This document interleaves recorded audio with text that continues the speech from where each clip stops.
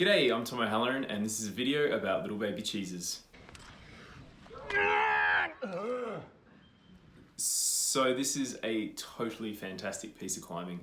It's down in Nowra in New South Wales, Australia, and it was bolted by Rob LeBreton around 2010 or something. It's in the Cheesedale Cave. So basically it's an extension to a route called Cheesegobbler, Ultra Classic 28, 7C+, and it sits in the middle of this enormous cave there at Cheesedale, and it kind of climbs just the first quarter of it. It's about 10 meters long or something like that. And Robbie's bolted the next 15 meters and it is just super duper special. The crazy thing about this cave is that there's only two routes that venture past about the halfway point. And that's the Big Cheese, which Dan Fisher did a couple of years ago. It was an old open project, and this thing that Robbie had bolted and that I've ended up climbing. Rob's original vision was to finish it about the 2/3 height out the cave. And it's pretty obvious kind of like slopey jug rest point, but there's still another 10 meters of climbing to finish out the Big Cheese that you can do.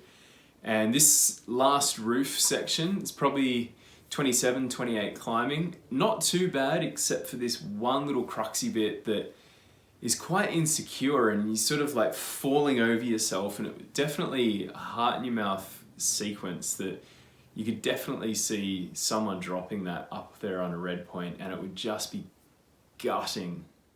So you leave the rest, a couple of long moves to get up out of it, and you come up into the corner, this weird left-hand edge, and then you put in this scuffy knee bar where your knee pad actually needs to be on the inside of your knee to kind of get this little scuff in, and then you wide move out to the right, cut loose, come in, swing your feet around the corner and get in this like little scuffy knee bar again. Take a moment to relax, clip the draw, chill out, chalk your hands for a second. It's a bit of a weird rest though, there's not really much to be gained there.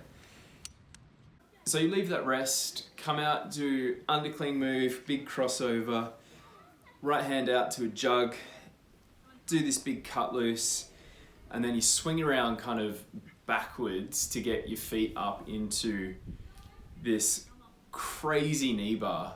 So there's this one kind of bad little blobby foothold that you can stand on, but it's slightly too far away for the length of my shin bone. So I ended up standing one foot onto the bad foothold and then stand my other foot on top of that to get the knee bar to reach the distance. And it's quite cool. It's quite a kind of insecure feeling, but you just kind of relax into it and try and get the most you can out of it, because this is the last little rest before you launch into the main crux. So you're there for not too long, then swing yourself out, get yourself ready to go, come out to a good right hand edge.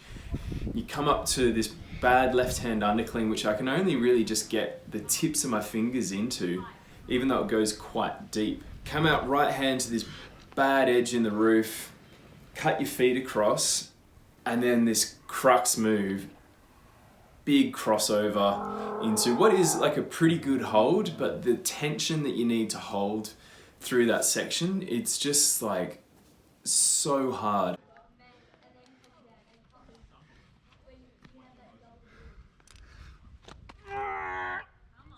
From the crossover, you head out to this little pebble crimp on the lip, swing your feet up above your head, drop into a little pocket, punch up again into a good little slot, swing your feet around again, big womp up to some jugs, and this was the spot where Robbie had the original anchor point. But from there, there's still that final roof of the Big Cheese to go. That was the vision that I had, was to take it all the way out to the end of the cave. So after what was probably about 9 or 10 days on the route, I was coming very close. I was falling off quite consistently in that hard crossover section and felt like it was going to go any day. But they ended up calling the Oceania Championships back on, which was our Olympic qualifying event, and that became the priority again.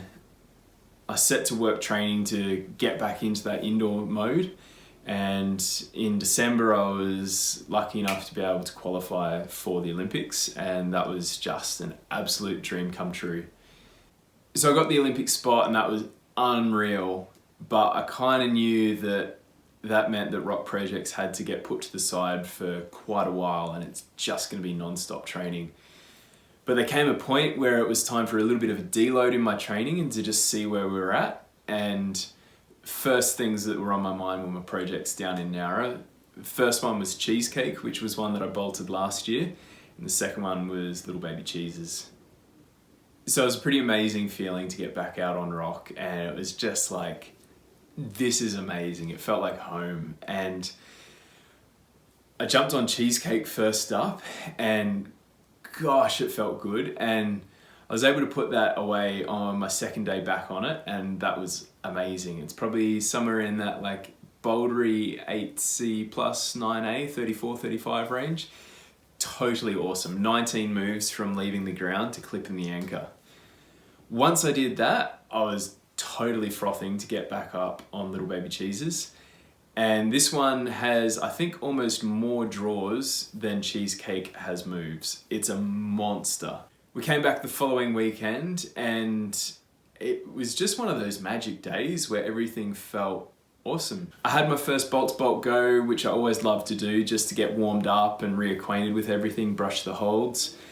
And when I left the ground for my first red point go of the day, it just felt like it was gonna happen. I just had this feeling that it was just gonna be.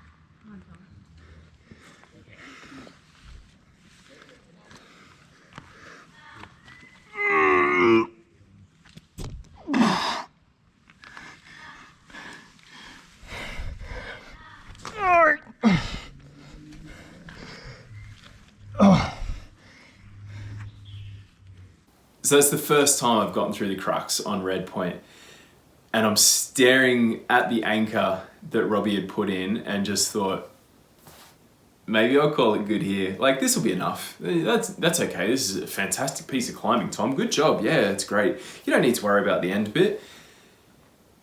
But it was just my nerves kicking in, and I knew that I wasn't going to be satisfied if I just dropped off from there.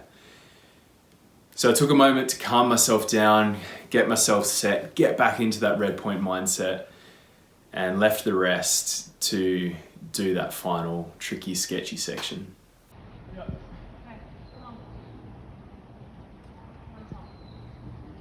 The last little tricky boulder problem, it felt a little bit on edge, but it was pretty under control, and I hit those final jugs. There's another 2 body lengths of climbing to go, and I just took it really slow and just really enjoyed the moment, knowing that it was all over and I'd just done it.